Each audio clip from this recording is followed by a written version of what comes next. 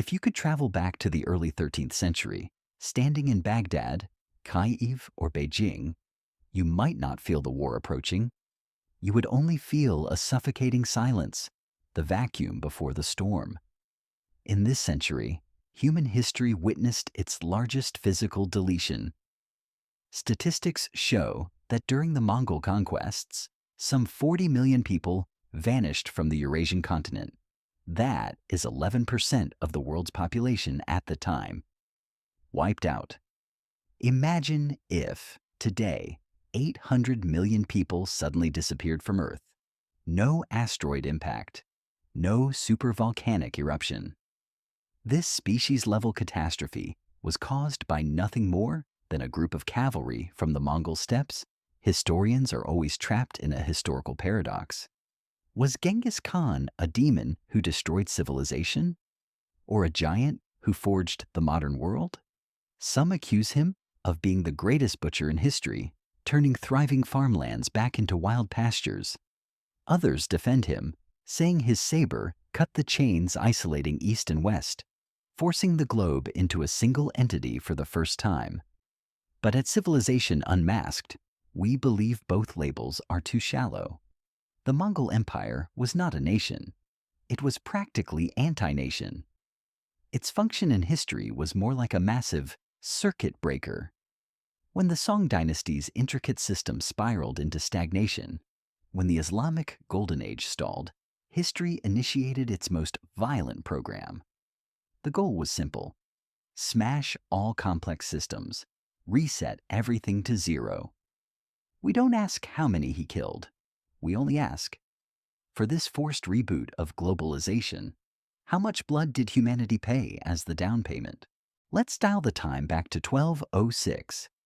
Before this year, the Mongol steppe was just loose sand, until a man named Temujin was named Genghis Khan at the source of the Onon River. Many mistake Mongol victory for savagery and numbers. This is a huge misunderstanding. In fact, the Mongol army was the only military on Earth that achieved industrial standards. Back then, European knights fought as a ritualistic noble game. Song Dynasty generals were leashed by bureaucrats thousands of miles away. But Genghis Khan rewrote the source code of war. He deleted emotion, lineage, and dignity, keeping only one core metric: efficiency. First, he crushed class. In the Mongol system, who your father was didn't matter. Jebe, Genghis Khan's sharpest blade, was originally a top archer from a rival tribe, but because he could kill, he could command 10,000.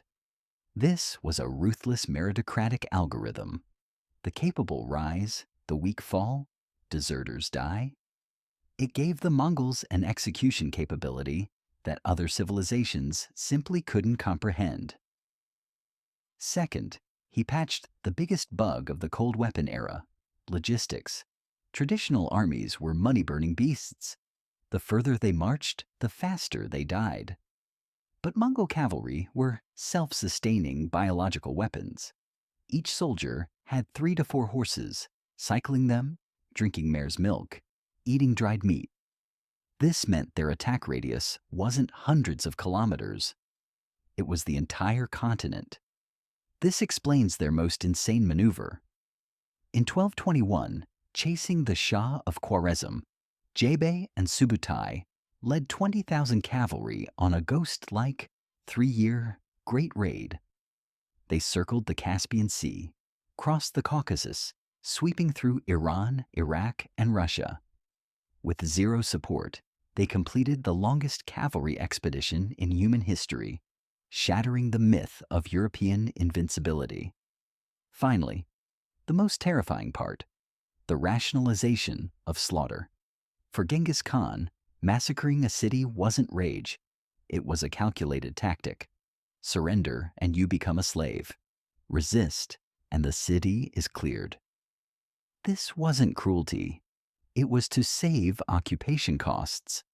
By manufacturing extreme terror, they made the next city collapse from fear the moment they saw the Mongol banner. In Nishapur, after Genghis Khan's son-in-law died in battle, They slaughtered every living thing and stacked skulls into pyramids. This isn't a miracle. This is a dimension strike. When this killing machine ran at full speed, it had to face the planet's most massive, precise prey, the Southern Song. This was the ultimate collision of two different operating systems. One was a nomadic machine maximizing violence efficiency. The other was an agrarian empire maximizing governance structure. This collision lasted 45 years, the hardest war in Mongol expansion. In 1235, the Mongols attacked. They thought it would be easy. They were wrong. The Song's economy and fortifications were monster level. At Xiangyang, the Mongols were blocked for 6 years. To crack this hard nut, the Mongols showed terrifying adaptability. They brought advanced trebuchets from Persia. When the stones crushed Xiangyang's walls, they crushed classical China's last defense. 1279. Yamen, the most tragic moment in world civilization history.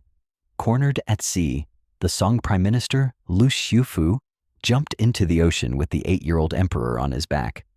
100,000 soldiers and civilians followed. History records. Corpses floated on the sea, moving with the tide, dyeing the water red for 3 days. No China after Yamen. From a systems perspective, this phrase is accurate. It means the classical system, built on rationality and order, was completely formatted, replaced by a coarser, centralized apartheid system. Civilization's resolution dropped, but the coverage of violence spiked. However, this destructive conquest had a bizarre side effect. The world was connected. At its peak, the Mongol Empire covered 24 million square kilometers. Across this vast territory, they abolished checkpoints, unified tax rates, and built history's first global passport system, the paisa. An envoy with a gold tablet could run freely from Beijing to Moscow. Historians call this Pax Mongolica. A saying goes, a virgin with a pot of gold on her head could walk from one end of the empire to the other without fear. The Silk Road was fully open. Gunpowder, compasses, and printing flowed to Europe. Math and astronomy flowed east. But this super connection system transmitted not just wealth, but death. In 1347, at the Siege of Kaffa, Mongols used perhaps the first biological warfare. They catapulted plague-ridden corpses into the city. Fleeing merchant ships carried the pathogen to Europe. This was the Black Death. Riding the Mongol logistics network, the plague swept Europe. In a few years, Europe lost 30% to 60% of its population.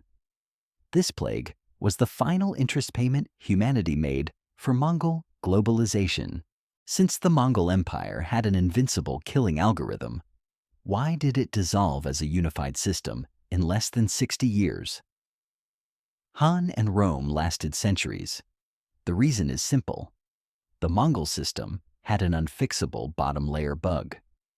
Yelu Chukai said, "You can conquer the world on horseback, but you cannot rule it on horseback." It points out the fatal flaw. It had a conquest module, but no governance module. First, the succession glitch. Agrarian civilizations had clear inheritance rules to ensure stability. But in the steppe law, power is seized. Mongols used the Kurultai. When a Khan died, royals marched armies back to the steppe to negotiate or fight. This meant the empire's central operating system had to crash every few decades. This internal friction split the empire into 4 disconnected khanates, turning sabers against their own. Second, cultural reverse assimilation. Mongols tried to rule civilization with violence, but were assimilated by it. A classic systems phenomenon. A low-dimension system cannot permanently hold high-dimension data.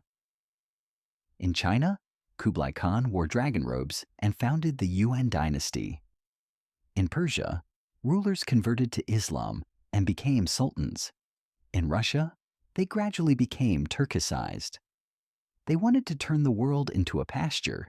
but found themselves becoming farmers. The pure Mongol system diluted and vanished into the cultures they conquered. It was like a forest fire sweeping the globe.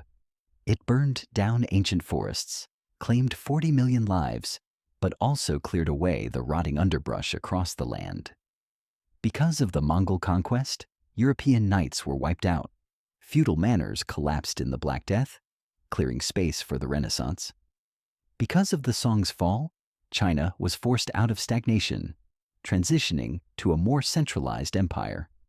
The Mongol Empire proves a cruel truth. Destruction connects the world easier than construction, but it leaves an eternal lesson. You can reboot the world with violence, but you cannot run it with violence. Do you think the Mongol collapse was an accident or inevitable indigestion of savagery conquering civilization? If Mongols had a stable succession system like Rome, would we be speaking Mongolian today? Tell me in the comments. Subscribe to Civilization Unmasked. Next time, we dissect the fortress built on these ruins, locked by fear, the Great Ming. Hit the like button and I'll see you next time.